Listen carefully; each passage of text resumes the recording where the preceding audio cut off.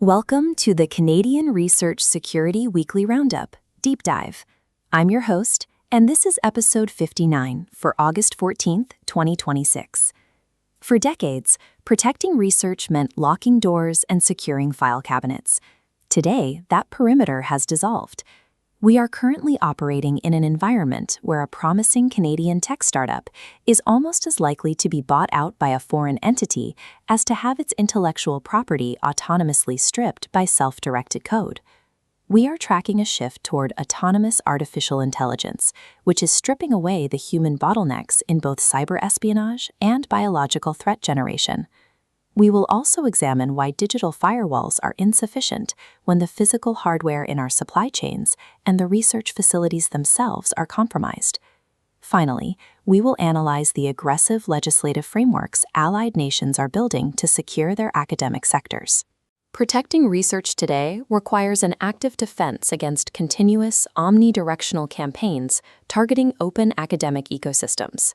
State-sponsored cyber operations have traditionally required teams of human operators to probe networks and execute exploits. That labor constraint is collapsing. This flowchart illustrates the shift. On the left, a traditional cyber attack sequence is bottlenecked by the speed of human operators. But in a recent attack against the Taiwanese government, hackers bypassed this using open-source tools. Instead of a single team, the attackers deployed multiple independent AI agents. These agents mapped government networks, identified vulnerabilities, and adapted their tactics simultaneously without human intervention. This automation allowed for the compromise of 85 user accounts, extracting over 2,500 personnel records before the agents independently expanded into Taiwan's energy and nuclear safety sectors. Cybersecurity analysts in South Korea report that the North Korean hacking group Kimsuki is now integrating large language models into its own workflows. Kimsuki is running these models offline, using platforms like Ollama. This allows them to generate highly convincing, academic-grade spearphishing materials without sending data back to commercial AI servers, which effectively avoids standard network detection. Integrating AI into cyber warfare removes the cost and labor limits that previously restricted the scale of state-sponsored espionage. The architectures built to accelerate open scientific discovery are proving to be blueprints for scalable threat generation. A Canadian startup, Transformer Lab, recently released Primus. This autonomous system uses AI agents to develop hypotheses and draft scientific papers, reportedly producing PhD-level research in material science in a matter of days. When applied to biotechnology, this autonomous capability changes the risk profile. Researchers at Stanford University and the ARC Institute have demonstrated this with an AI model called EVO.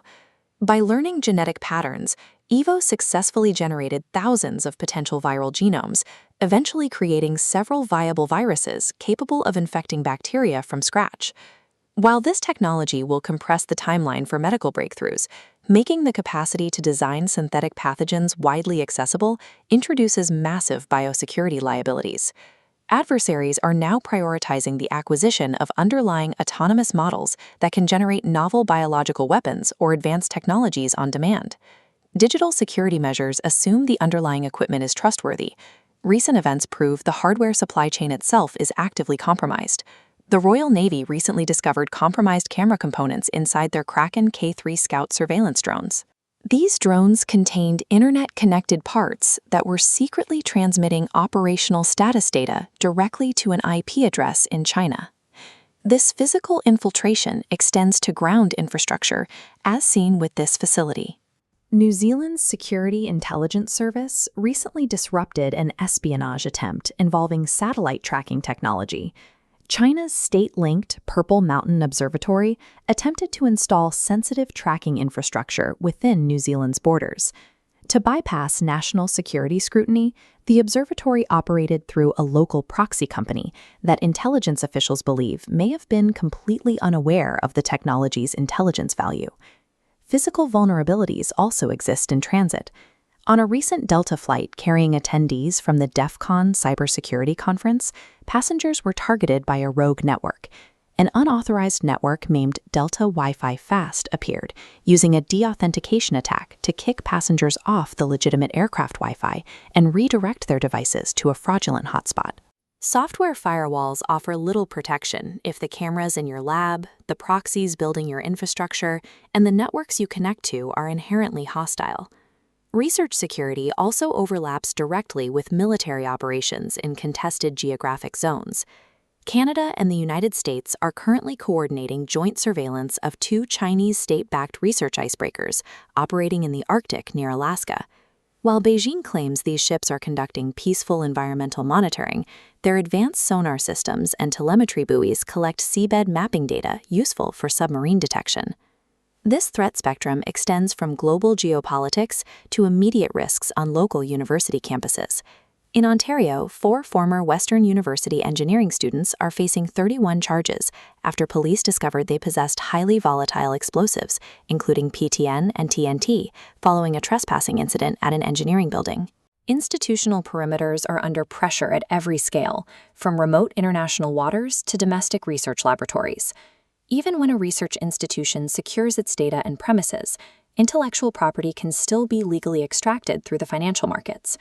According to the Council of Canadian Innovators, Canadian tech firms are successfully innovating, but a lack of domestic capital creates a funding bottleneck. This forces foreign acquisitions, legally offshoring strategic technology and leadership. Allied nations are now recalibrating their policies to address these vulnerabilities. South Korea has established a new tier of sensitive projects within its national R&D system, mandating strict security officers to stop key technologies from leaking overseas. Australia is considering changes to its Foreign Relations Act that would allow intelligence agencies to secretly probe university partnerships based on a national interest test. China has expanded its own regulations, allowing authorities to bar individuals from leaving the country if they are considered a risk to industrial or technological security. In the United States, a proposed White House rule to bar federally funded scientific collaboration with China is meeting resistance from researchers who argue that cutting ties will limit American access to vital expertise. Policymakers face a difficult choice. Enacting strict legislative barricades protects intellectual property, but it risks suffocating the international collaboration that drives scientific progress. This unified dashboard shows that the threat surface for modern research is now omnidirectional. A university might successfully block an AI-driven phishing campaign, only to have its research bypassed through a hardware component in the lab or a legal corporate buyout months later. Intelligence agencies are urging a departure from academic naivety. International collaboration now requires an eyes-wide-open approach to every partnership. Scientific leadership requires both rigorous collaboration and relentless vigilance. That is all for episode 59. Stay secure, and we will see you next week.